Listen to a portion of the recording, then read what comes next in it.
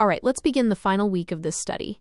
The theme is a heart of worship and giving, and we'll see how David dedicates the end of his life to organizing the very heart of Israel's life, the worship of God. Week 4, a heart of worship and giving, chapter 23, organizing for worship. Now that the materials for the temple have been gathered, and Solomon has been designated as the next king, David turns his attention to organizing the personnel. A magnificent temple is useless without people dedicated to serving within it. This chapter details how David organized the entire tribe of Levi, assigning specific and honored roles to ensure that the worship of God would be done decently and in order. A breakdown of the chapter. 1. A census of the Levites, verses 1 to 5. David, now old, officially makes Solomon king. His next act is to conduct a census of the Levites, counting all males from the age of 30 and upward. The total is 38,000 men. David then divides this massive workforce into 4 main categories: 24,000 to oversee the work of the house of the Lord, the main workforce; 6,000 to be officers and judges, the administrators and judicial system; 4,000 to be porters, gatekeepers and security; 4,000 to be musicians, who would praise the Lord with instruments David had made. 2. The families of the Levites, verses 6 to 23. The text then lists the main family divisions of the Levites: the Gershonites, Kohathites, and Merarites.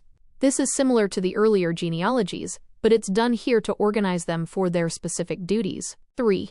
A new role for a new era, verses 24 to 32. David gives a crucial update to the Levites' job description.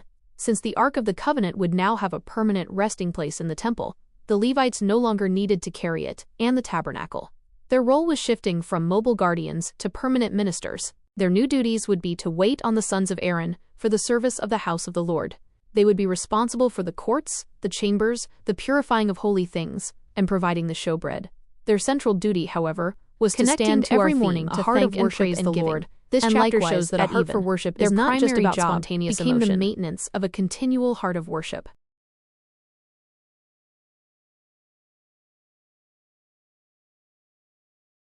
It's also about thoughtful organization and honoring the people involved.